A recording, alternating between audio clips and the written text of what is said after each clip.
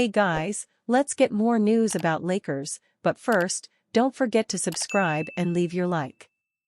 Lakers make Bronny James decision after 5 G League games. Los Angeles Lakers rookie Bronny James, the son of LeBron James, has appeared in 7 NBA games since being drafted 55th overall in this year's draft. Making just one field goal in 18 NBA minutes, James has had a bit more success at the G League level. In 5 games for the South Bay Lakers, James is averaging 14.4 points on 37.7% shooting. This includes a career-high 30 points against the Valley Suns on December 12, which was James' first G League road game. Facing that same Suns team the next day, James made just 6 of his 20 field goal attempts. Initially having James only play G League homes games, the Lakers altered that plan by having him play 2 contests in Phoenix. In a report on Tuesday from NBA insider Mark Stein, it was revealed that Los Angeles is also having James play in the Orlando G League showcase. The Lakers' Bronny James is now indeed scheduled to play for the South Bay Lakers at the Big League showcase in Orlando this week, league sources say. Stein wrote on X, "All G League teams are guaranteed 2 games in front of representatives from all 30 NBA teams." ESPN's Shams Charania and Dave McMenamin also reported this news, writing, Los Angeles Lakers rookie Bronny James, fresh off a string of promising performances for the South Bay Lakers, will participate in the G League Winter Showcase this week, sources told ESPN. While with the South Bay Lakers in Orlando, James will miss 2 NBA games against the Sacramento Kings. Lakers news, Bronny James to play in G League Showcase in Orlando. From the moment Bronny James was drafted by the Los Angeles Lakers, every single move he makes comes with a ton of attention and often scrutiny as well. Thankfully, the negative hasn't been around much lately as he has been playing very well lately for the South Bay Lakers of the G League. Bronny is averaging nearly 21 points in his last 3 games, which includes a 30-point performance in his first road game with South Bay.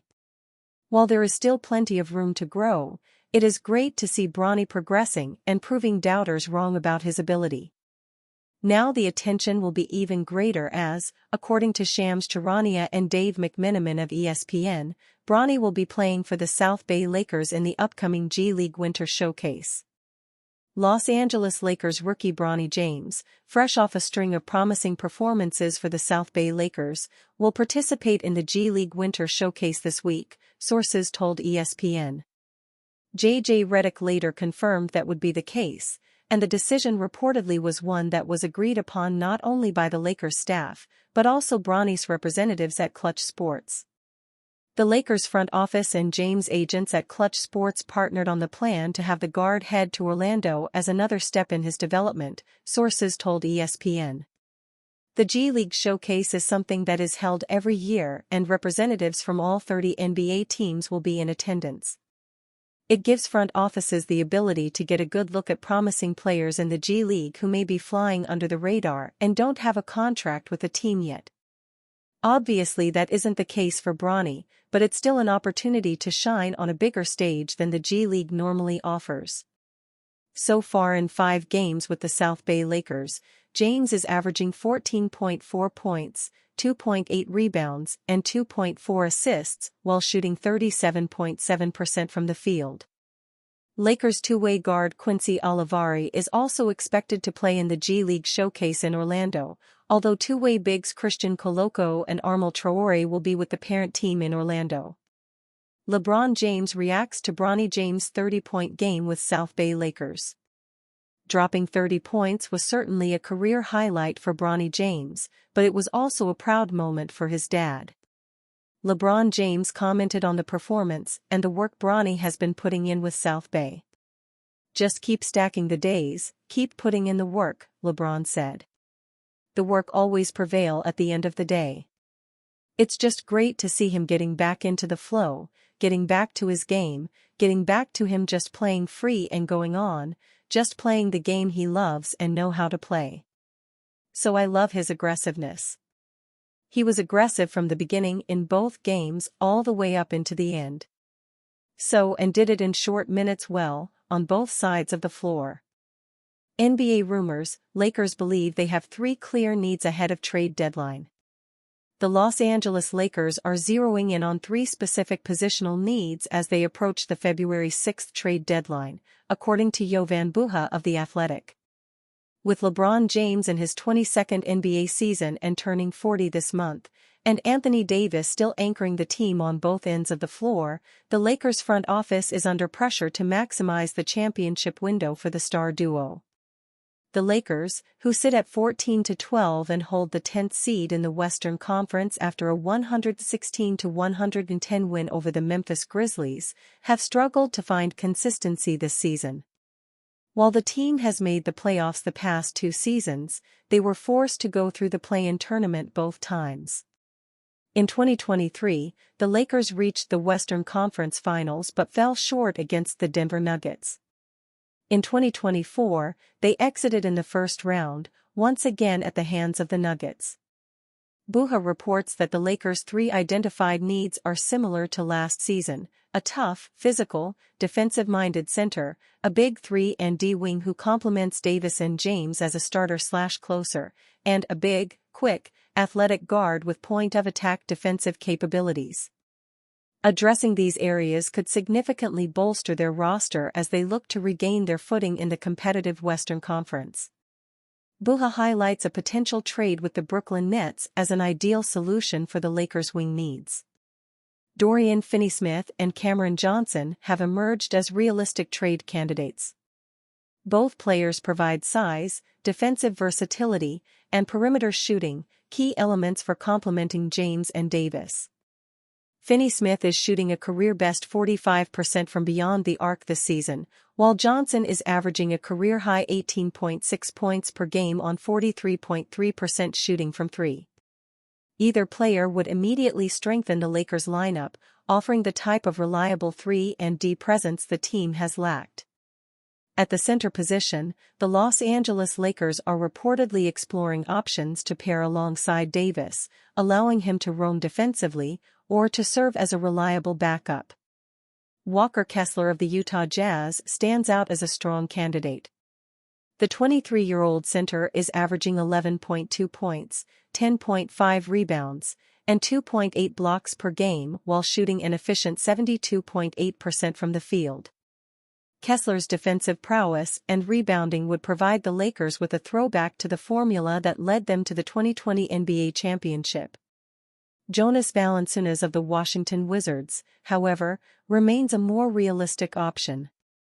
Frequently linked to the Lakers, Valanciunas averages 12 points, 7.6 rebounds, and 2.2 assists per game while shooting 55.8% from the field. The veteran big man also adds some floor spacing, shooting 30.8% from 3 last season and 34.9% the season prior. For the guard position, the Lakers are expected to target players who can provide point-of-attack defense and versatility. DeJounte Murray, who was heavily linked to the Lakers last season, remains a potential trade target. Murray has returned to action for the New Orleans Pelicans this season after suffering a fractured hand, appearing in 10 games and averaging 16.6 points, 6.8 assists, 6.5 rebounds, and 2.1 steals per game while shooting 36.4% from the field. Other potential guard options mentioned by Buha include Utah's Colin Sexton and Toronto's Bruce Brown Jr. Another name to watch is Chicago Bulls guard Lonzo Ball. After missing 2 full seasons due to knee issues, Ball has appeared in 10 games this season, showcasing flashes of his defensive capabilities and court vision. The Lakers' inconsistent start and narrow margin for error highlight the urgency for roster upgrades. With James approaching 40 and Davis in his prime, the team's window to contend for a title is shrinking. The front office, led by General Manager Rob Pelinka, will face significant decisions in the coming weeks. Whether it involves acquiring a wing like Finney-Smith or Johnson, shoring up the center position with Kessler or Valanciunas, or making a splash for a guard like Murray, the Lakers appear determined to address their shortcomings. As trade rumors intensify, the moves made, or not made, will determine whether the Los Angeles Lakers can capitalize on the closing years of the LeBron James and Anthony Davis era. Where does Dalton Knecht rank among NBA Roy Power Rankings? It's been a whirlwind year for Los Angeles Lakers rookie Dalton Knecht. The former Northern Colorado transfer lit the college basketball ablaze after transferring to Tennessee, unanimously winning SEC Player of the Year and leading the Volunteers to the second Elite Eight in program history. Despite his incredible season, the first-team All-American then slipped to 17th in the NBA draft. The reason is more age than ability. At 23, Knecht was one of the oldest players in his class, but the Lakers are glad that the sweet-shooting swingman fell to them. Knecht has shown flashes of brilliance in his rookie year, beginning with the 35 points he hung on the Phoenix Suns in the preseason finale. The beginning of the regular season brought him back to earth though, as he averaged only 16.8 minutes and 6.1 points through his first 10 games. The Lakers have dealt with injuries throughout the year, and Knecht stepped up in the absence of Rui Hachimura. He followed up his slow start by assuming a larger role, both in terms of time on the court and scoring responsibility. The second half of November was arguably the best stretch by any rookie this season, as Knecht averaged just under 19 points while playing over 31 minutes per game. His best game on that run was a 37-point effort to beat the Jazz, in which he went 9-12 from 3. That streak helped Knecht become the second favorite in the Rookie of the Year race behind Philadelphia 76ers guard Jared McCain, but he's fallen back to the pack with just one double-digit point total this month. It's to be expected that rookies are going to experience some ebbs and flows throughout the season, but luckily we have no shortage of Rookie of the Year power rankings out there to help us track every rise and fall from the league's freshmen. With 26 games down and 56 to go in the regular season, how does Knecht stack up to his fellow first-years? NBA.com's Steve Ashburner runs the Kia rookie ladder, and he has Knecht at 6th following a nondescript week. McCain has been in pole position all year long, and he's followed by Stephon Castle of the Spurs, who's developed offensively with double figures in 15 of his last 16 games. In third place is Grizzlies forward Jalen Wells, who continues to impress with his two-way game. The 39th overall pick has been the Cinderella story of this Rookie of the Year race, and he's a big reason why Memphis has been one of the most pleasant surprises in the Western Conference. Rounding out the top 5 are Yves Missi of the Pelicans, who has stepped up as a big-time rebounder and defender for New Orleans' injury-addled roster, and Zachary Rizicher, who has helped the Hawks become one of the hottest teams in the East. Knecht sat second behind McCain in USA Today's Rookie Power Rankings, though that was last published on December 5. Still, it's instructive to remind us that a lot can change in a short period of time. As quickly as Knecht may have been passed, he could just as swiftly regain his footing with a couple of hot shooting nights. This is a wide-open race, which is no surprise considering that this year's draft had no consensus top 5 or even number 1 pick. There's no Victor Wembanyama in this class, which has left the door open to more than half a dozen legitimate contenders. Knecht was also 6th in Clutch Points NBA Rookie Power Rankings, which was published last week. Clutch Points' Brett Siegel had the same top 5 as NBA.com, though his 3-4-5 went Rizicher Wells Missi. Siegel points out that Knecht has looked like a favorite for this award at times, but cold shooting spells and fluctuations in his playing time have hurt his case. Though Knecht is clearly behind some of his fellow rookies who have been more impactful for their teams lately, his candidacy is alive and well due to the news that McCain tore the meniscus in his left knee against the Pacers on Friday. McCain has been the lone bright spot on a Sixers team that has dealt with one injury after another on their way to a hugely disappointing 7-16 record, so it's really a shame that he's going to be out indefinitely. Incredibly, the Lakers have only one Rookie of the Year winner in their history, and no, it's not Jerry West, Magic Johnson or Kobe Bryant. West lost to Walt Bellamy in 1962, Magic lost to Larry Bird in 1980, though he went on to become the only rookie Finals MVP winner as the Lakers beat the 76ers for the title, and Kobe, who only averaged 7.6 points his rookie year, lost to Allen Iverson and others in 1997. Elgin Baylor is the only Laker to win Rookie of the Year, and he did it back in 1959 when the team was still located in Minneapolis. That means that the Los Angeles Lakers have never had a Rookie of the Year award winner, which is impossible to believe for one of the NBA's preeminent franchises. Connect could become the first, but he'll need to pick up the pace. Luckily, there's still plenty of time. Lakers injury update: Christian Wood making progress, will begin live work with coaches. The Los Angeles Lakers were hit by the injury bug hard at the start of the season, as Christian Wood and Jared Vanderbilt have notably yet to make their 2024-25 debuts. Coming off knee surgery last season, Wood appeared ready to go before training camp, although he then suffered a setback and had to get another surgery done. Because of that, he was ruled out for at least 4 more weeks in the middle of November.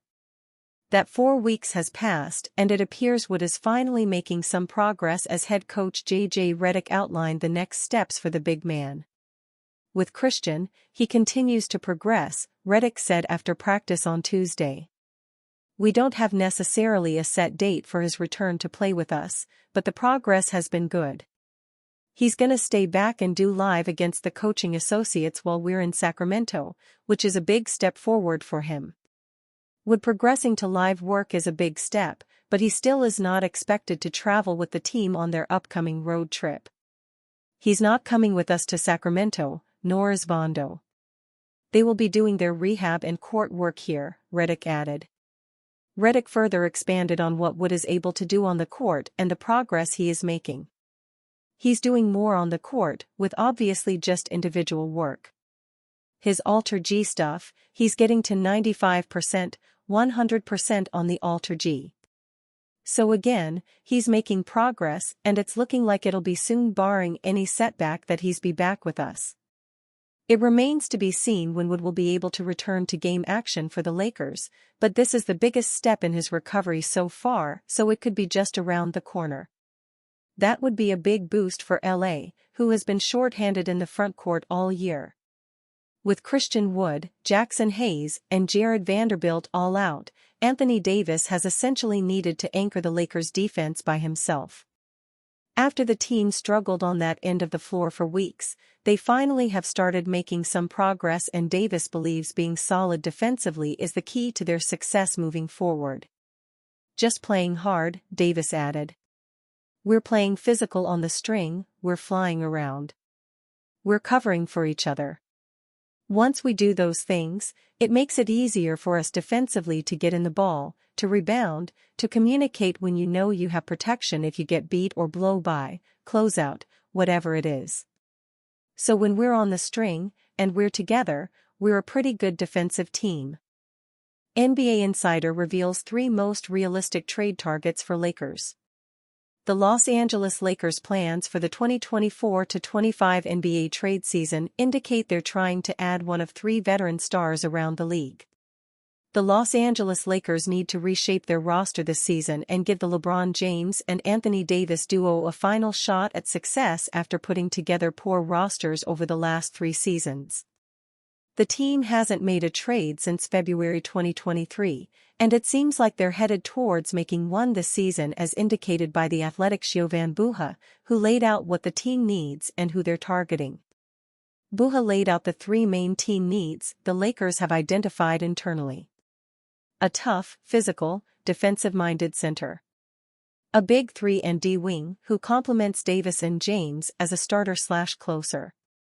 A big, quick, athletic guard with point-of-attack defensive capabilities. The first major name the Lakers are targeting is Washington Wizards center Jonas Valanciunas, who's been on the team's radar since the summer. The buzziest name in league circles, who's been attached to the Lakers dating back to the summer, is Washington Wizards center Jonas Valanciunas, $9.9 million salary this season. He checks the box of a big, bruising, physical center, though his defensive mobility is limited and he can be targeted on that end, as the Lakers did twice in high-stakes games to close the 2023-24 regular season and in the play-in game. The Lakers are also expected to heavily pursue Dorian Finney-Smith and Cam Johnson of the Brooklyn Nets after the New York-based team moved off Dennis Schroeder for multiple second-round picks. After trading Schroeder, Brooklyn is expected to make wings Cam Johnson, $22.5 million but with a likely cap hit of $27 million, and Dorian Finney-Smith, $14.9 million, available, and much sooner than the February 6 deadline. Both have been tied to the Lakers for months. The Lakers have been interested in Finney-Smith for at least a couple of years. While Valanciunas, Johnson, and Smith seem like the primary trade target for the Lakers, the franchise has a much larger list, including various other role players from tanking teams while steering away from any star acquisition. Names that have come up in talks with team and league personnel over the past few weeks include Utah's Walker Kessler and Colin Sexton, Toronto's Bruce Brown Jr., Portland's Jeremy Grant and Robert Williams III, and Washington's Kyle Kuzma. The Lakers are not anticipated to be heavily in the mix for Miami's Jimmy Butler, New Orleans' Brandon Ingram, or Chicago's Zach LaVine. There are a lot of movable players as we head closer to the trade deadline this season. But it's hard for every player to be worth a first-round pick, so the Lakers could find creative ways of landing reinforcements without hurting their long-term assets. Schroeder just went for 3 second-round picks in the midst of a career season, so these other players shouldn't carry a traditional first-round value, especially if they're receiving expiring contracts. D'Angelo Russell will likely be in every Lakers trade offer as an $18 million expiring contract, so if the Warriors can use an injured $11 million from DeAnthony Melton to land a considerable upgrade with Schroeder, there are ways for the Lakers to get better this trade season. And you, fan? What do you think of the situation of Jonas Valanciunas? Leave your opinion in the comments.